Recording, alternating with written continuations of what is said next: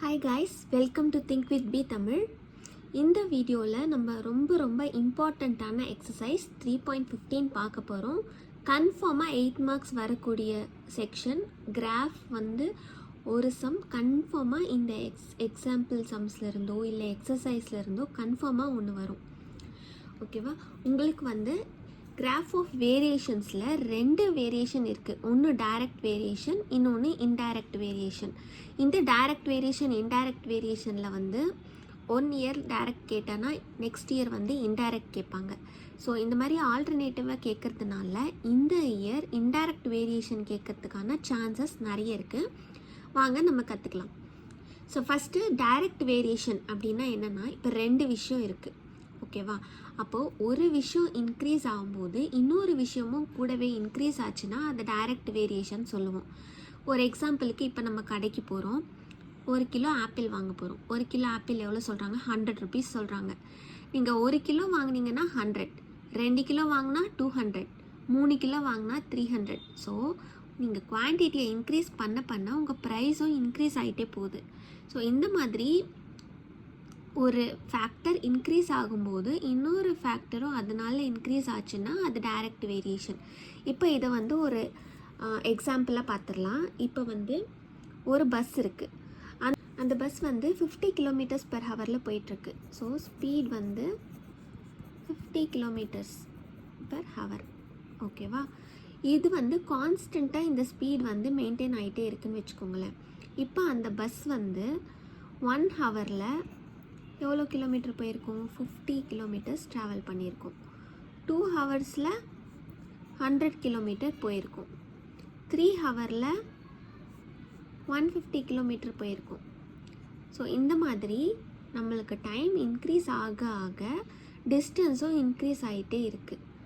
So இந்த மாதிரி increase ஆச்சு. X increases, y also increases. இது எக்ஸ்னால் எக்ஸ் இன்க்ரீஸ் ஆனால் ஒய்யும் இன்க்ரீஸ் ஆகும். இதுதான் டைரக்ட் வேரியேஷன். ஓகேவா? இப்போ இன்டைரக்ட் வேரியேஷன் வரலாம். இப்போ இன்டைரக்ட் வேரியேஷன் ஃபார் எக்ஸாம்பிளுக்கு அதே பஸ் இப்போ சென்னை டு திருச்சி போகுது. ஓகேவா? Chennai to Trichy for example 200 kilometres இருக்குதுன்னு வச்சுக்கோங்க. ஓகேவா? சென்னை டு திருச்சி.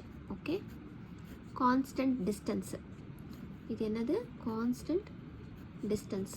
சென்னை டு திருச்சி மட்டும்தான். ஓகேவா? 200 கிலோமீட்டர்ஸ் இருக்குது. இப்போது அந்த பஸ்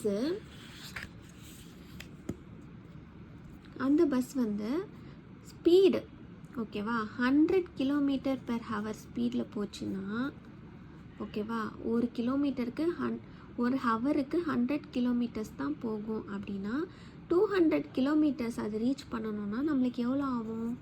2 ஹவர்ஸ் ஆகும். Same bus.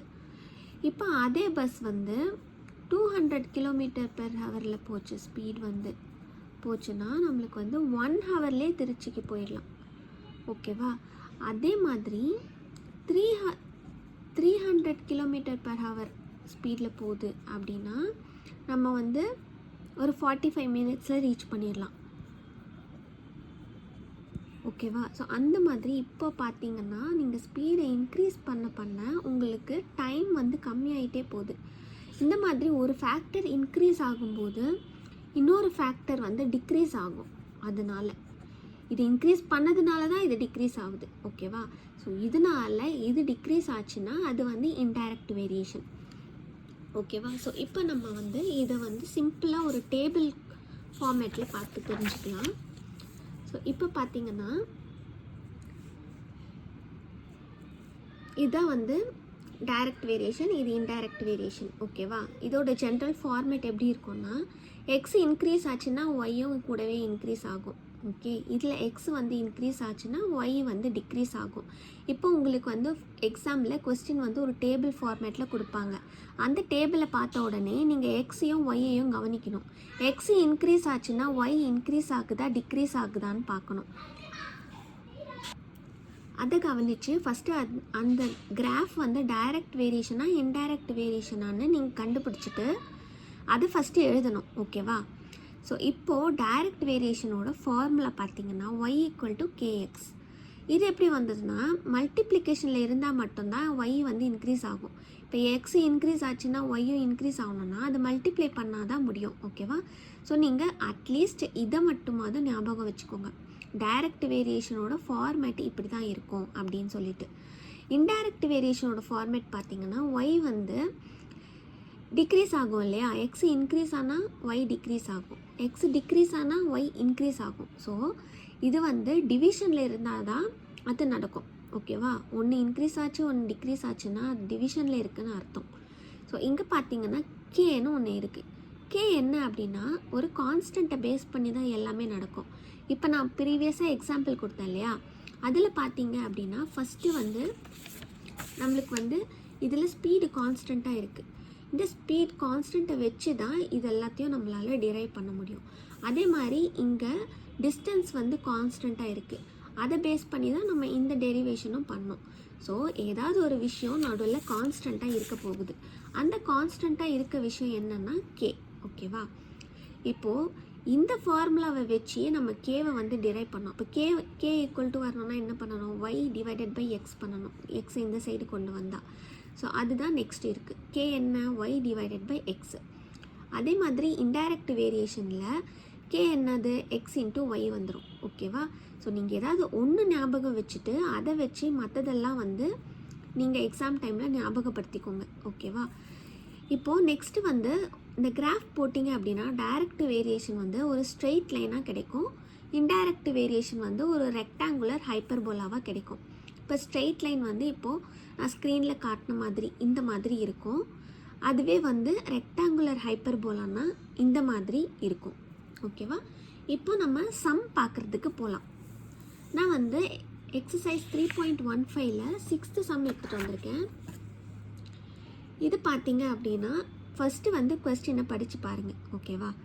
2 wheeler parking zone இருக்குது. அந்த 2 வீலர் பார்க்கிங் ஜோனோட சார்ஜஸ் வந்து கொடுத்துருக்காங்க இந்த டேபிளில். டைம் வந்து என்ன? எக்ஸு. அமௌண்ட் வந்து ஒய். ஓகேவா? இப்போது 4 ஹவர்ஸ் டைமுக்கு 60 ருபீஸ் சார்ஜ் பண்ணுறாங்க. 8 ஹவர்ஸ் டைமுக்கு 120, 12 ஹவர்ஸ்க்கு 180, 24 ஹவர்ஸுக்கு 360 ருபீஸ் சார்ஜ் பண்ணுறாங்க. ஓகேவா? இப்போது இந்த டேபிளை பார்த்தீங்கன்னா எக்ஸ் இன்க்ரீஸ் ஆகுது, கூடவே ஒய்யும் இன்க்ரீஸ் ஆகுது. எக்ஸ் இன்க்ரீஸ் ஆச்சுன்னா ஒய் இன்க்ரீஸ் ஆகுது. அப்போ இது வந்து ஒரு டைரக்ட் வேரியேஷன். ஓகேவா? ஸோ நெக்ஸ்ட்டு வந்து இப்போ இந்த கொஸ்டினை பார்த்தோன்னே நீங்கள் என்ன பண்ணலான்னா டைரெக்டாக வந்து சால்வ் பண்ணுறதுக்கு போயிருங்க. இதெல்லாம் சால்வ் பண்ணிவிட்டு நம்ம ஃபைனலாக வந்து கிராஃப் போடலாம். நம்ம கொஸ்டினில் வந்து என்ன கொடுப்பாங்கன்னா கிராஃப்லேருந்து ஃபைன் பண்ணுங்கள் அப்படின்னு தான் மோஸ்ட்லி இருக்கும். பட் ஆனால் நம்ம வந்து ஃபார்முலா வைஸ் போட்டுட்டு அதை வந்து கிராஃபில் ப்ளாட் பண்ணிக்கலாம். ஏன்னா நீங்கள் கிராஃபில் இந்த பர்டிகுலர் 3.15 சாப்டரில் இந்த எக்ஸசைஸில் அது மாதிரி பண்ணும்போது தான் உங்களுக்கு ஆன்சர் வந்து அக்யூரேட்டாக இருக்கும். ஸோ இப்போ இதை சால்வ் பண்ணுறதுக்கு போகலாம். இப்போ இது டைரக்ட் வேரியேஷன் இல்லையா? இது எந்த ஃபார்மேட்டில் இருக்கும்? ஒய் ஈக்குவல் டு கேஎக்ஸ் ஃபார்மேட்டில் இருக்கும். ஓகே. ஸோ ஃபஸ்ட்டு வந்து என்ன எழுதலாம்னா இந்த மாதிரி தான் எழுதணும். From the table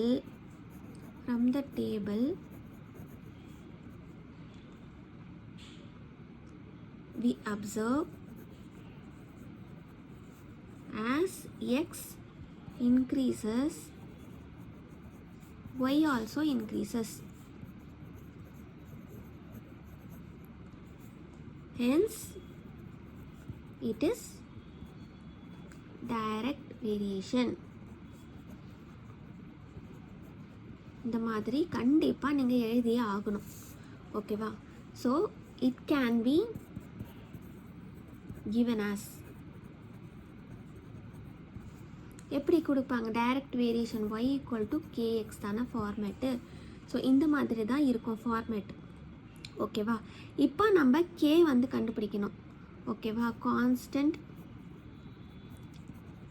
K equal to y by x equal to நம்ம டேபிளில் வச்சு பார்த்தோம் அப்படின்னா 60/4 is equal to 120/8. ஓகேவா? ஈக்குவல் டு என்ன வரும்? 60/4 என்ன? 15 தானே. ஸோ கான்ஸ்டன்ட் வந்து 15 தான். அது 120/8 பண்ணாலும் 15 தான் வரும், 60/4 பண்ணாலும் 15 தான் வரும். கான்ஸ்டன்ட் வந்து எப்பவுமே கான்ஸ்டண்ட்டாக தான் இருக்கும். ஓகேவா? ஸோ கே வந்து 15. இப்போ நம்மளுக்கு என்னெல்லாம் கேட்குறாங்க, ஃபஸ்ட்டு வந்து the amount when time is 6 hours கேட்குறாங்க. எப்போவுமே நீங்கள் அதுக்கு சொல்யூஷன் எழுதும்போது ஃப்ரம் த கிராஃப் அப்படின்னு தான் ஸ்டார்ட் பண்ணணும். From the graph. ஓகே, இப்போ கே வந்து 15 இல்லையா, y equal to 15x. So when x is equal to 6 hours, y equal to 15 into 6. 15 6 R என்னது 90-ஆ? ஆமாம், 90 rupees. So when time is 6 hours, the amount charged is 90 rupees அப்படின்னு எழுதணும். ஓகேவா, இதுக்கெல்லாம் mark இருக்குது. ஸோ நெக்ஸ்ட்டு நான் மார்க்ஸ் ஸ்ப்ளிட்டப் நெக்ஸ்ட்டு சொல்கிறேன். So next சப்டிவிஷனில் என்ன கேட்டிருக்காங்கன்னா, parking duration when the amount is 150. ஸோ y equal to amount y equal to 115 கொடுத்துட்டாங்க. ஓகேவா, இப்போது y ஈக்குவல் டு 15x இல்லையா. So 150 equal to 15x. x is equal to 150 by 5 equal to 10 hours. ஓகேவா, when amount is 150, the time for parking is 10 hours. ஓகேவா, இந்த மாதிரி ரெண்டு சப்டிவிஷனுக்கு உண்டான ஆன்சரையும் நீங்கள் வந்து கண்டிப்பாக டிரைவ் பண்ணி போடணும். ஸோ இப்போ நம்ம கிராஃபுக்கு போகலாம். ஓகேவா, ஸோ ஃபஸ்ட்டு நான் ஜஸ்ட்டு உங்களுக்காக இந்த மாதிரி காட்டுறேன். ஓகேவா, ஃபஸ்ட்டு இந்த சைடு ஒரு 2-3 லைன்ஸ் விட்டுடுங்க, இந்த சைடு கொஞ்சம் 2-3 லைன்ஸ் விட்டுட்டு இந்த மாதிரி x axis and y axis வந்து ஃபஸ்ட்டு ட்ரா பண்ணிக்கோங்க. இப்போ எக்ஸ் ஆக்சஸ் ஒய் ஆக்சஸ் மட்டும் ட்ரா பண்ணி ஃப்ரெஷ்ஷாக இருக்குது. இப்போ வந்து என்ன பண்ணலான்னா, உங்களுக்கு எக்ஸ் அண்ட் ஒய் என்ன கொடுத்துருக்காங்க கொஸ்டினில் அப்படின்னு நீங்கள் செக் பண்ணணும். உங்களுக்கு எக்ஸ் அண்ட் ஒய் என்ன கொடுத்துருக்காங்கன்னா, டைம் இன் ஹவர்ஸ் கொடுத்துருக்காங்க, அப்புறமா அமௌண்ட் கொடுத்துருக்காங்க, இன் ருப்பீஸ் கொடுத்துருக்காங்க. ஸோ உங்களுக்கு எக்ஸ் ஆக்சஸ் எப்படி இருக்குன்னா 4, 8, 12, 24 அந்த மாதிரி இருக்க போது. ஒய் ஆக்சஸ் வந்து 60, 120, 180, 360 இந்த மாதிரி இருக்க போது ஒய் ஆக்சஸ். ஸோ இப்போ நீங்கள் பார்த்தீங்கன்னா உங்களுக்கு கட்டாக இங்கே கம்மியாக தானே இருக்குது. ஸோ இங்கே பார்த்தீங்கன்னா உங்களுக்கு ஃபஸ்ட்டு 24 ஹவர்ஸே வராதிங்க. அப்போ என்ன பண்ணலாம் அப்படின்னா, உங்களுக்கு ஒரு 12 வரைக்குமாவது அட்லீஸ்ட் வரும் இல்லையா. அப்போது 1 சென்டிமீட்டர் வந்து நீங்கள் 2 ஹவர்ஸ்ன்னு எடுத்துக்கணும். ஸோ நீங்கள் வந்து 2 hours 4 hours அந்த மாதிரி மார்க் பண்ணிக்கலாம். 2 இது வந்து 0 2 4 22 24 இது வந்து y ஆக்சஸ். இங்கே வந்து நம்ம என்ன பண்ணியிருக்கோம், டைம். ஓகேவா, இன் ஹவர்ஸ். நெக்ஸ்ட்டு வந்து இது நீங்கள் போட்ட கையோடு என்ன செய்யுங்கன்னா, ஸ்கேல் எழுதிடுங்க. ஸ்கேல் வந்து நீங்கள் ஏதாவது ஒரு இடத்துல கண்டிப்பாக எழுதியே ஆகணும். ஸ்கேல் அப்படின்னு போட்டுட்டு எக்ஸ் ஆக்சஸ்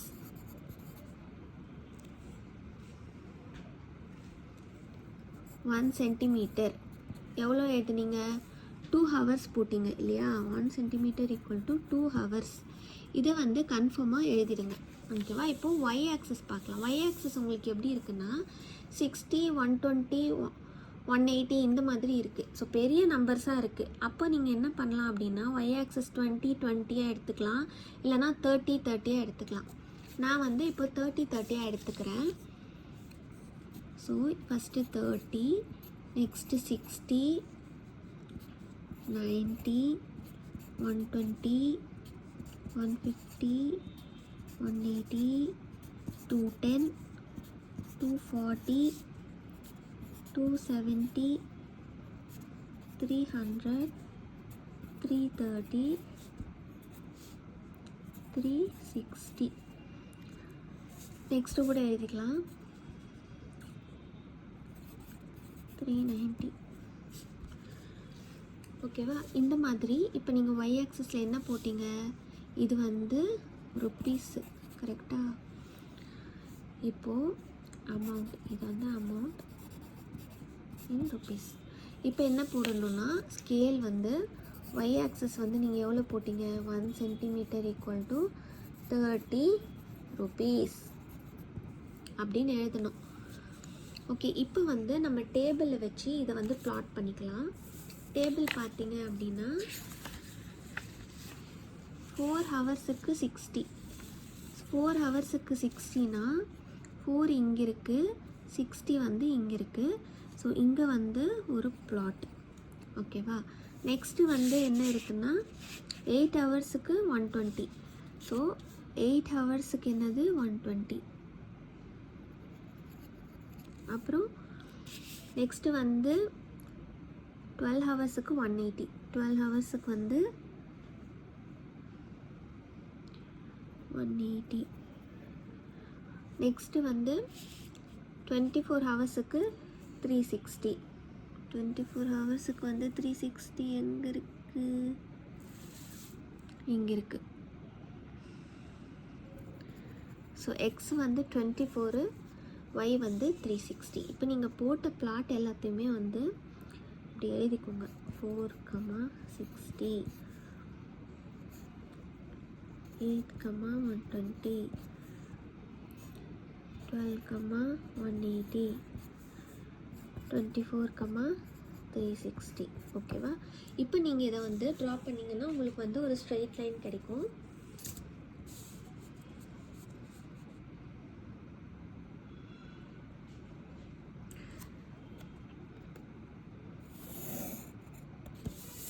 ஓகேவா? இந்த மாதிரி உங்களுக்கு வந்து ஒரு ஸ்ட்ரெயிட் லைன் கிடைச்சிருக்கா? இப்போ இந்த ஸ்ட்ரெயிட் லைன் வந்து உங்களுக்கு நீங்கள் வந்து அது 0லேருந்து தான் ஸ்டார்ட் பண்ணணும். ஸோ இதை வந்து 0 கூட வந்து கனெக்ட் பண்ணிக்கோங்க.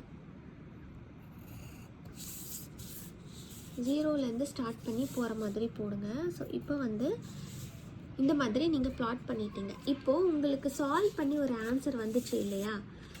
என்ன சால்வ் பண்ணி ஆன்சர் வந்துச்சு? 6 ஹவர்ஸாக இருக்கும்போது உங்களுக்கு 90 ருபீஸு. ஓகேவா? அது வந்து இந்த கிராஃபில் இருக்கான்னு பாருங்கள். 6 ஹவர்ஸாக இருக்கும்போது உங்களுக்கு கரெக்டாக இங்கே 90 கட் ஆகுது இல்லையா? அப்போ வந்து அதையும் சேர்த்து நீங்கள் 6 ஹவர்ஸ் வந்து 90 ருபீஸ் அப்படின்னு போட்டுட்டு நீங்கள் இதை ஃபைன் பண்ணிங்க இல்லையா? அதனால் இந்த இடத்துல நம்ம வந்து இதை ஃபைன் பண்ணியிருக்கோம்.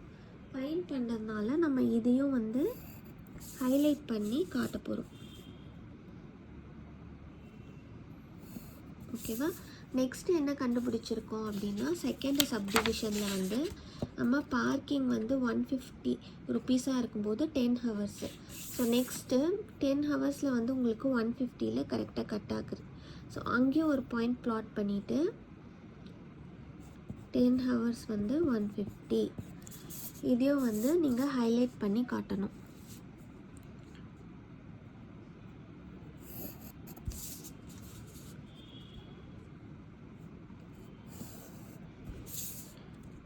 ஓகேவா? ஸோ அவ்வளோதான். இப்போ வந்து உங்கள் கிராஃப் பார்த்தீங்க அப்படின்னா நீங்கள் வந்து பிளாட் பண்ண எல்லா பாயிண்ட்டும் இருக்குது. ஸோ நெக்ஸ்ட்டு வந்து நீங்கள் ஃபைன் பண்ணதும் இருக்கீங்க. ஜஸ்ட்டு இந்த மாதிரி ஒரு ஏரோ போட்டுக்கோங்க. ஃபைன் பண்ண பாயிண்ட்ஸும் போட்டுக்கோங்க. இப்போ வந்து நீங்கள் கான்ஸ்டன்ட்டுன்னு டிரைவ் பண்ணிங்க தெரியுமா? கான்ஸ்டன்ட் வந்து y = 15x அப்படின்ட்டு நீங்கள் அதையும் வந்து இங்கே எழுதிக்கோங்க. y = 15x. ஓகேவா? ஜஸ்ட்டு வந்து நீங்கள் ஃபைன் பண்ண அந்த கான்ஸ்டன்ட்டு நீங்கள் அதுக்கப்புறமா பிளாட் பண்ண பாயிண்ட்ஸு எல்லாமே எழுதணும். இப்போ உங்கள் கிராஃப் பார்த்தீங்க அப்படின்னா இது வந்து y, இது x.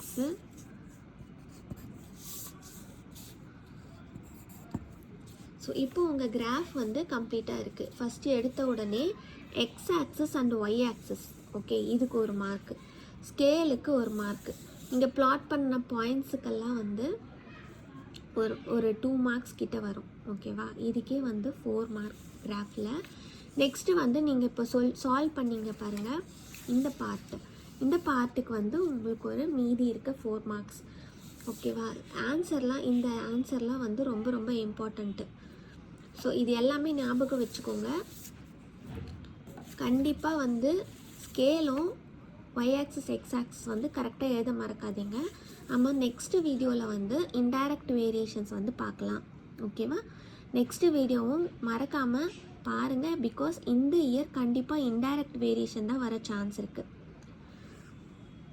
ஓகே, இந்த வீடியோ உங்களுக்கு யூஸ்ஃபுல்லாக இருந்துச்சுன்னா என்னோடய சேனலை சப்ஸ்கிரைப் பண்ணுங்கள். உங்கள் ஃப்ரெண்ட்ஸுக்கும் ஷேர் பண்ணி பார்க்க சொல்லுங்கள். தேங்க்யூ. பாய்.